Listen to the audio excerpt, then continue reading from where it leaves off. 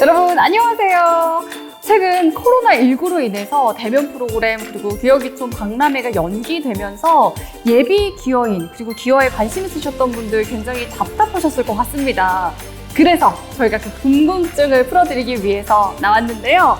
기여기촌에 대한 알짜 정보 그리고 꿀팁을 모아서 여러분들의 궁금증을 싹 해결해 드리도록 하겠습니다. 이름하여 기여기촌 Q&A 시청자가 묻는다. 빠밤. 네, 그리고 제 옆에도 든든하게 지켜주신 우리 전문가 두 분 나와 계신데요. 먼저 우리 기여 닥터님이시죠. 명노진 선생님 나와 계십니다. 안녕하세요. 네, 안녕하세요. 경기도 기여 닥터 명노진입니다. 반갑습니다. 자, 그리고 굉장히 잘생긴 우리 경기도 기여기촌 종합지원센터의 이주연 대리님 반갑습니다. 네, 안녕하십니까. 경기도 기여기촌 종합지원센터의 이주연입니다.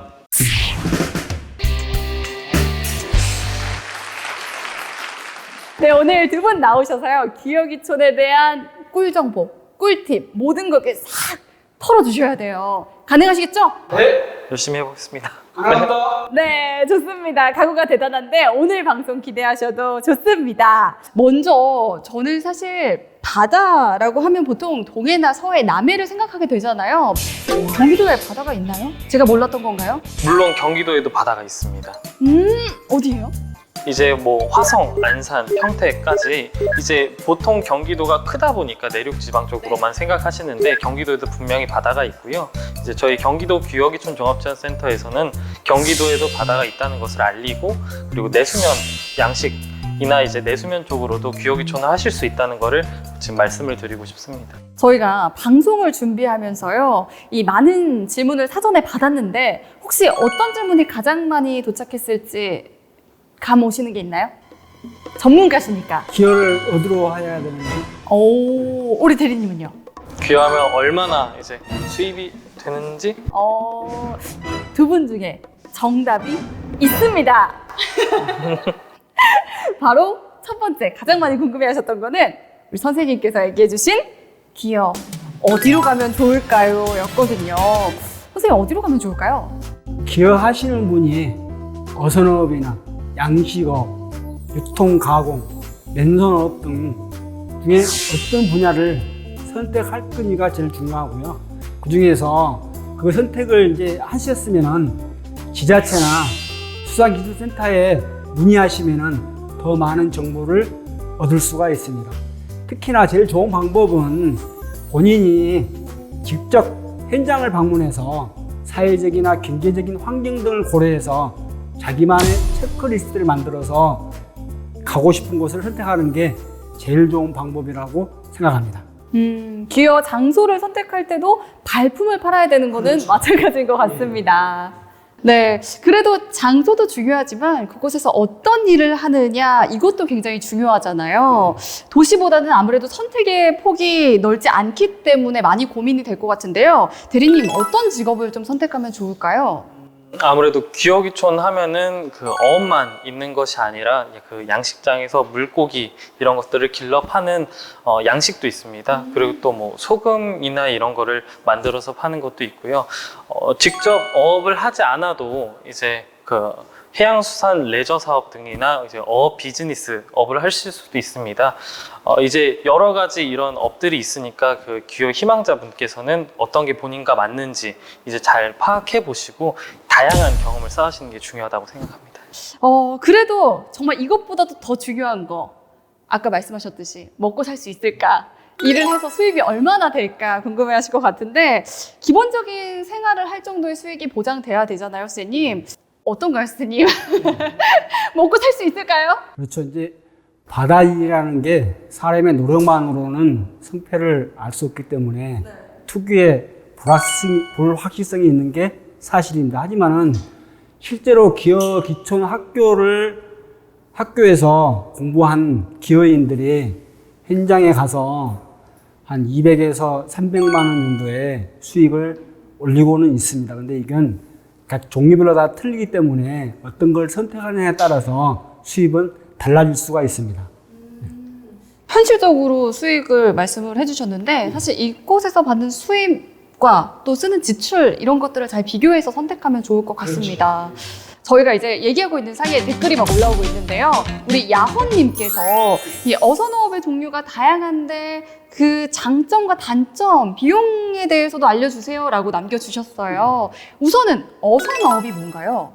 어선어업이라 하면 허가된 어선으로 허가된 구역 내에서 수산 동식물을 어획하는 것을 어선어업이라고 합니다. 어선어업의 종류로는 연안 자망, 연안 복합, 연안 통발, 연안 계량 안강망, 연안 실련장 안강망 등이 있으며 구입 비용은 바다에 있는 어선은 3톤 미만을 기준으로 했을 때 약 2억 원 미만 원의 구입 비용이 들고요. 내수면 어선은 약 1억 원의 비용이 듭니다. 사실 준비하는 부분이 만만치 않을 것 같은데 그럼 어선어업 하려면 어떤 식으로 준비를 하면 좋을까요? 어선어법에 따라 등록된 어선을 구입하는 것이 제일 중요합니다. 그리고 소형선박 조종 면허가 있어야 운전을 할 수가 있습니다. 그래서 어선의 크기에 따라서 면허 종류도 각기 다르기도 한데 자기가 구입한 어선에 따라서 면허를 취득하면 되겠습니다. 이게 운전면허처럼 그냥 딸 수 있는 그런 건 아닌가 보네요. 그렇죠. 네. 약 한 2년간의 현장 경험이 있어야 면허를 취득할 수 있는 자격이 됩니다. 기어기촌을 하려고 하면 그래도 사전에 좀 미리 철저하게 준비를 하셔야 될 것 같습니다. 네, 두 분 얘기 들어보니까 진짜 이 기어기촌에 대해서 정말 빠삭하신 것 같아요. 이쯤에서 돌발 퀴즈 한번 가보도록 하겠습니다. OX로 답해 주시면 됩니다. 첫 번째 돌발 퀴즈. 기여할 경우에 어촌계 가입은 필수다. 맞으면 O, 틀리면 X. 하나, 둘, 셋. 두 분의 의견이 갈렸습니다. 과연 어떤 분이 정답이실지 저도 궁금한데요. 우선 X라고 답하셨어요. 네, 저는 X라고 했는데 세모가 선택지에 없어가지고 네, 일단은 X라고 했습니다. 그럼 세모 쪽으로 있었다면 세모 있었다면 저도 세모를 선택을 했을 것 같은데 살짝 따라가시는 것 같은데요. 자, 우리 명도진 선생님은 세모 선택하셨어요. 어촌계에 가입하는 것은 각 어촌계별로 상이합니다.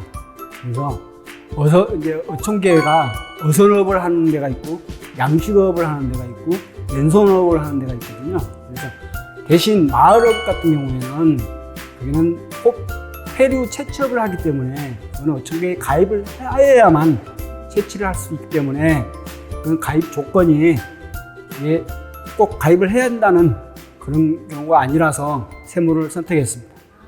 그러면 어떤 것을 선택해야 되냐에 따라 달라지기 때문에 네, 미리 좀 확인을 해 보셔야 될 것 같습니다. 다음 질문 올라오네요. 우리 20대 취준생이시래요. 우리 바다사랑님께서 댓글 남겨주셨는데요. 제가 받을 수 있는 국가 사업이 있나요?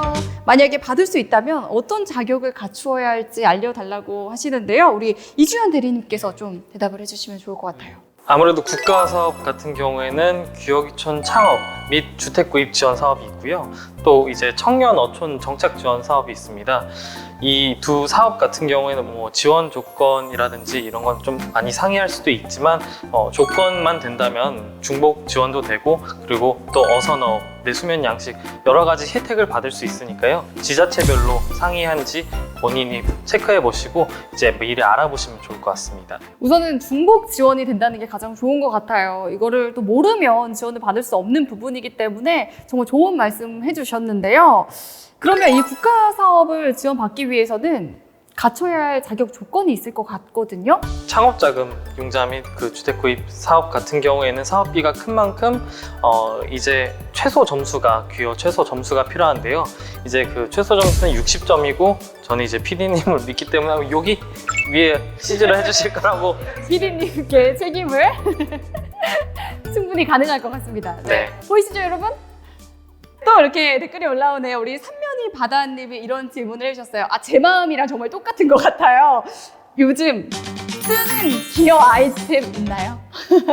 기여 아이템 뜨는 기여 아이템 이 부분은 조금 답변 드리기가 약간 조심스러운 이유가 저희가 이제 기여 희망자분들께 어떤 아이템이 핫하다 라고 말씀드리는 것보다 희망자 본인께서 자신이랑 가장 맞는 아이템을 찾는 게 가장 중요하다고 생각이 됩니다. 다만 이제 초기 창업 투자 자본이 약간 상대적으로 덜 들어가는 배우는 입장에서 시작하실 수 있는 업을 경험을 해보시고, 예를 들어서 어선업을 이제 창업을 내가 선장으로서 시작을 하는 것보다 어선원으로서 먼저 배우고 그 지역에 적응해 나갈 수 있는 그런 경험이 쌓이는 것이 가장 중요하다고 생각합니다. 그리고 최근에는 이 바이오플락과 아쿠아포닉스 이런 얘기도 많이 들려오는데요. 두 가지 차이점은 뭔가요? 이 아쿠아포닉스와 바이오플락을 자세하게 설명하기는 좀 그렇지만은 일단 둘 다 미생물을 이용해서 양식하는 방법이고요. 아쿠아포닉스는 이제 친환경 재배 방식으로서 어류 양식과 채소를 동시에 생산할 수 있는 방법이고요. 바이오플락은 사육수를 전혀 배출하지 않고 처음부터 끝까지 물을 버리지 않고 양식하는 방법이라고 할 수 있습니다. 지금 기여기촌을 고민하시는 분들이 굉장히 많으시거든요. 그분들에게 한마디 좀 부탁드려도 될까요? 기여귀촌을 희망하시는 분들께 항상 드리는 말씀인데, 지치지 말고 이제 계속 도전하는 자세가 가장 중요하다고 생각합니다. 그리고 언제나 그 경기도 기여귀촌 종합지원센터가 항상 든든한 동반자가 되어 드리고 싶어서 이제 열심히 노력하고 있으니까요. 아름다운 동행에 나갔으면 좋겠습니다. 자, 우리 선생님도 우리 준비하시는 분들께 한마디 부탁드릴게요. 기여는 희망이라고 생각합니다. 바다는 여러분에게 열려 있습니다. 언제든 기여를 하시기 바랍니다. 네, 오늘 정말 많은 시청자분들 함께 했습니다. 이야기 나눠보면서 궁금증 해소되셨을 것 같은데요. 두 분 말씀하셨던 것처럼 기여는 도전이고 희망입니다. 고민하시는 분들 계시다면 고민하지 마시고 직접 상담하면서 도전해보시면 좋을 것 같습니다. 시청해주신 여러분 고맙습니다. 경기도로 기여하세요!